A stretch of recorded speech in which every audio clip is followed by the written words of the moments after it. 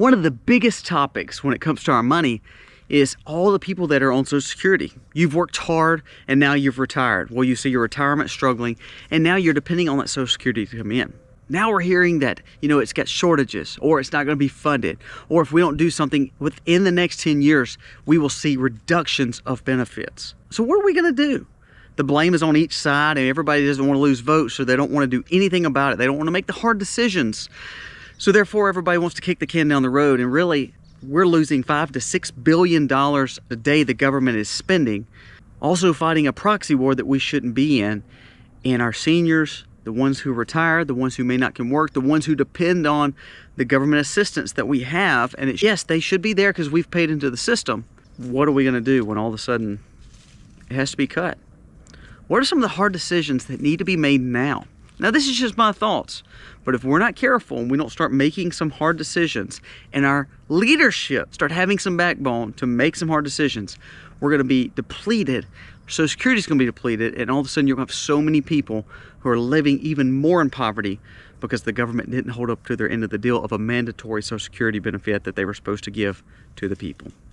Let's jump into it today. I think this video is something we need to discuss that a lot of people are not talking about. Let's jump into it.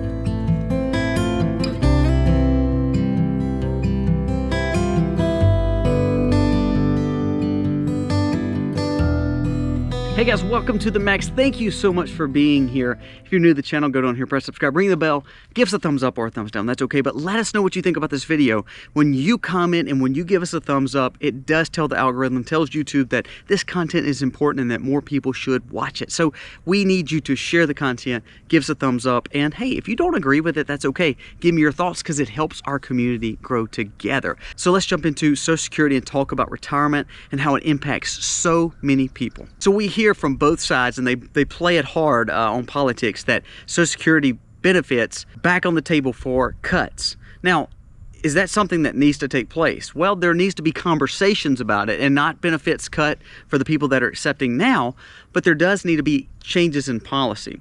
We have more people living off Social Security than we ever had before because people are living to be older. There's nothing wrong with that. That's awesome. It may be because they have good diets. It may be because there is medicines that can help give us longevity. That's great things. But if more people are living further, and guess what? A lot of younger individuals are not working as much and contributing, so we have a lot more money that is coming out of Social Security than going into Social Security. It's going to cause problems. Also, we have a government who is not fiscally sound whatsoever. This is on both sides. So right now, you've been paying into a system that hopefully you'll receive some retirement or supplement income as you get older, and they're going to use it as a ploy to a political control. Isn't it amazing that something you're mandatory to do and something that your employer that was mandatory to pay into this system, this money is rolling into the government because they mandate it, and then all of a sudden it's going broke because of their fiscal irresponsibility. Isn't that amazing? Why are politicians and the leaders on both sides not more up in arms about this? So let's jump into it. So there's a study that came out that said if we don't change or do something about Social Security by 10 years, 33 and 34, you will see a major reduction in the benefits to the ones that are retiring because there's not going to be any money and more people are taking out the money in Social Security than is getting put back in. A few things. You hear the Democrats say they want to raise the benefits. Well, that's great. I think everybody wants to raise the benefits. But if the money's not there, how are they going to raise the benefits? Well, they're talking about taxing you more. So they're wanting to take more money from all of us in America that is paying into the system, the one that you've paid in and worked so hard for. They want to take more of your money now to then turn around and fund broken Social Security plan. Social Security has always been a Ponzi scheme. But right now, we have a system that's broke and no one's wanting to fix it. So we need to get to the point where if we break it off at 35 or 45 or 55, whatever that age will be, we need to keep those same benefits going to the ones who's paid in for so long. Us younger individuals that's maybe 45 and younger or whatever age they come up with needs to be able to opt out of that system. Still making sure that we're funding it based on what the government's obligation should be, but the ones that are not into that system yet and we're young enough to do something about it, we should have opt-out options to be able to invest in something else that we can control a little bit more. It's amazing again that we are mandated to give it to them, and then all of a sudden with that they blow the money, or they do it wrong, or they don't invest it correctly. To me, we would shut down banks for that. We would shut down brokers for that. We would call that theft. But when the government is doing it, we call it normal. So they're talking about raising the age. Well, the more they raise the age to retirement from, 60, 62, 63, 65, 67, 69, if they keep on raising it, it's going to get to a point where you're not going to be able to retire ever. And that's where most people are in the shrinkflation, the inflation, and the tax situation that we're already in. People can't afford to retire. I work alongside some older individuals. Now, it's not their fault that they're having to work, but we're in an environment where it doesn't benefit them to just take in Social Security because they cannot live. They would be almost in a poverty state. However, they've been paying into the system for 40 or 50 years, and all of a sudden, it's not worth anything to them. It's a few $100s a month. So they can't live. They would literally starve. If they just went to their home and sat down, either they're going to get lazy, lethargic, get sick, or live completely on the government's dole and control, because guess what? Their money is dependent on them paying it out in those benefits. I don't necessarily say raising the age is the right approach. As I said before, we need to look at some options and say, okay, let's cut the 35 or 40-year-olds out. Let's not let our money go to that. Let us opt into something else, some kind of retirement fund that we choose to do, not one that's mandatory by the government because we see they can't run it. And we need to make sure that the government, again, it's over $1 trillion that pretty much goes into Social Security that's paid out every year. Well, if we quit spending hundreds of billions of dollars in proxy wars every year, we quit fattening the pockets of pork and lobbyists, I think we would actually see that we could start funding Social Security back like it's supposed to. I do believe that Social Security benefits and disability and Medicaid and Medicare are great things for a populace to take care of their loved ones. We don't see the church, we don't see families doing it like they're supposed to. So the government can step in. However, government should not control that, and then government should not be lackadaisical in their approach to making sure they're keeping up with money. We can't even balance a budget in Congress, and we're spending billions a day in debt, and we're in more debt than we've ever been in, not just personally, but also in our government. So I don't think it's going to get any better until we learn to be more responsible with our dollars, not only personally, but the government. They've got to come to a point where it's not about raising the age. If they keep doing that, you're going to be 85 before you can retire, or you're always going to work your whole life. So why do we pay into a system if we never see the benefits? That's where I have the problem. If Social Security is not fixed, Social Security in 2034, benefits for retirees will drop about 25%. So you've paid in a ton of money to your system.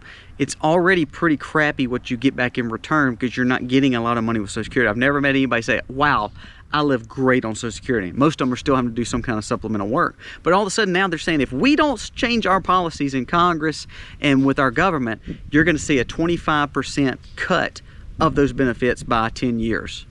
So it's going to get worse for you, and you still have to pay more. Well, you have one party, the Democrats, saying, well, let's just charge more to the businesses and charge more in taxes. Well, that's not smart, because then you're taking money away now. That's not fixing a broken system. You have Republicans wanting to raise age, and they want to be very careful to not step on toes. Well, you're at a point where now somebody's got to have a backbone to step on toes, and somebody's got to change the system, or we're just going into a broker system. We're printing money that we don't have, spending money that we don't have, and not bringing in enough money. The trade policies, the not having domestic oil, not having more exports and having to import mostly everything, all that affects that because we're not seeing a strong economy. When the Americans are not strong and they're not able to pay into a system and it's broken, therefore you're going to see a broken Social Security because the money going in is not enough, the money coming out is too much, and all of a sudden now they're wanting to cut it. Remember, government is not supposed to fix it. They're supposed to give you the environment to do better. Well, they have tore up the system, and all of a sudden now they're saying, well, let's fix it. Name one program that the government did that actually was right. I mean, just name it, Republican or Democrat. Name one system that they've done that you say, oh, wow, that was a good deal. No, it may be partial to one group, it may help one group, but pretty much it never works out and never benefits the whole United States of America.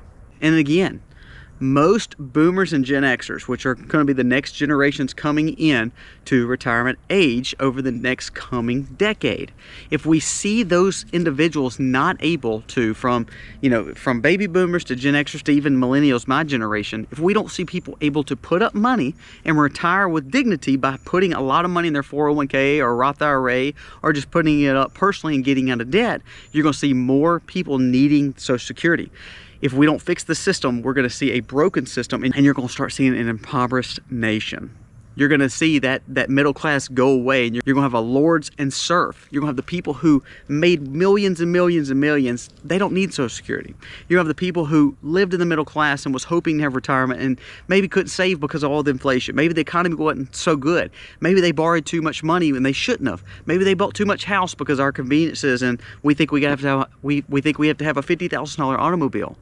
Yes, those bad decisions are not good, and you shouldn't be making them. You should be cleaning up your own personal house.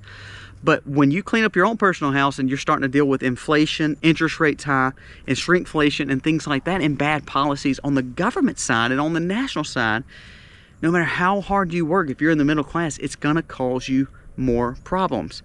Inflation is just a tax really on the middle class. It's going to make everybody go in an impoverished class of lords and serfs. Was that the plan of Social Security? No, I don't think so. I don't believe people had a bad view of helping people.